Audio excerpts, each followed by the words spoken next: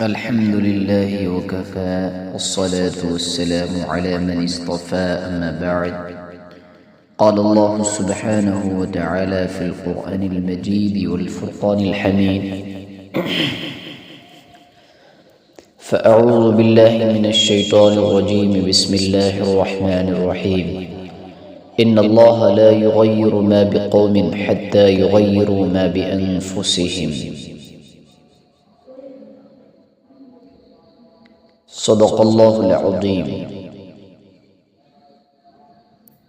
حضرات گرامی قدر سامعین کرام، دینی بھائیوں، دوستوں، بزرگوں، عزیزوں، اللہ جل جلالہ عم نوالہ کا بے پناہ احسان ہے، کرم ہے، فضل ہے کہ اللہ تعالیٰ نے ہمیں اور آپ کو اپنے خزانے کی سب سے قیمتی چیز ایمان کی دولت سے نوازا ہے، اور فتنوں کے ایسے سخت دور میں بھی ایمان سے جوڑے رکھا ہے، وابستہ رکھا ہے.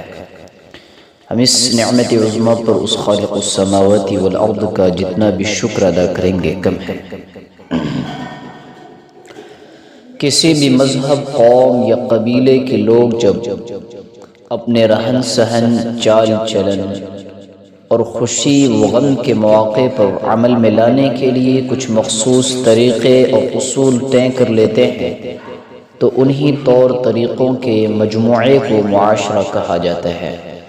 ہم چونکہ اسلام کے ماننے والے اور نبی کریم صلی اللہ علیہ وسلم کے امتی ہیں، اس لیے ہمارے لیے یہ جاننا نہایت ضروری ہے کہ اسلام میں طرز معاشرت کا تصور کیا ہے، اور وہ کون سے شرعی اصول اور اخلاقی بنیادیں ہیں جن پر اسلامی معاشرت کی حسین اور مضبوط عمارت قائم اور دائم ہے.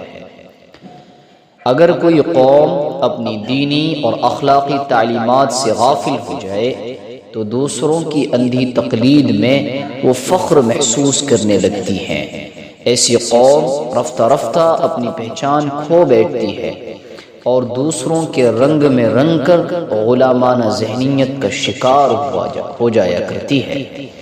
نتیجہ یہ ہوتا ہے کہ وہ اقوام عالم میں اپنی شناخت، عزت اور وقار برقرار نہیں رکھ پاتی. لہٰذا ہمیں چاہیے کہ ہم اپنی اسلامی تعلیمات کو سمجھیں، قرآن و سنت کی روشنی میں اسلامی معاشرت کے اصول سیکھیں اور اپنی زندگی کو انہی روشن تعلیمات کے مطابق سنوارنے کی سعی اور کوشش کریں. تو آئیے اب قرآن و سنت کی روشنی میں دیکھتے ہیں کہ وہ کون سے اہم اور بنیادی اصول ہیں جن کے برتنے پر ایک صالح اور خوشگوار معاشرہ تشکیل پاتا ہے. اصلاح معاشرہ کا سب سے پہلا بنیادی ناگزیر اصول فرد کی اصلاح ہے، کیونکہ معاشرہ یہ کوئی الگ وجود نہیں بلکہ افراد کے مجموعے سے تشکیل پاتا ہے.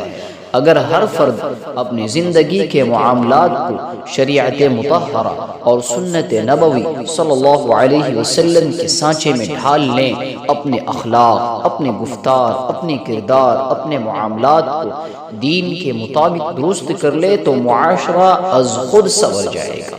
در حقیقت معاشرتی بگاڑ کی جڑ یہی ہے کہ ہر شخص اصلاح نفس سے پہل کرنے کے بجائے دوسروں کی خرابیوں پر نظر رکھتا ہے.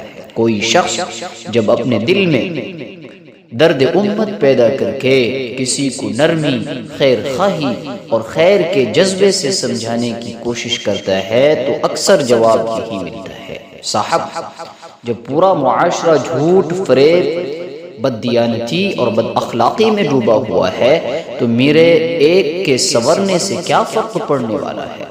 یہی سوچ دراصل جہالت، خود فریبی اور اجتماعی زوال کا سب سے بڑا سبب ہے. یہ فکری فسطائیت اس وقت تک ختم نہیں ہو سکتی جب تک کہ ہر فرد اپنی ذات کا محاسبہ نہ کرے، اپنے اندر جھانک کر اپنی اصلاح کا آغاز نہ کرے، کیونکہ تبدیلی ہمیشہ اندر سے جنم لیتی ہے، باہر سے مسلط نہیں کی جا سکتی. اللہ تعالیٰ نے اپنے ازلی و ابدی کلام میں یہ اٹل قانون بیان فرما دیا. فرمایا سورۃ الرعد میں: بے شک اللہ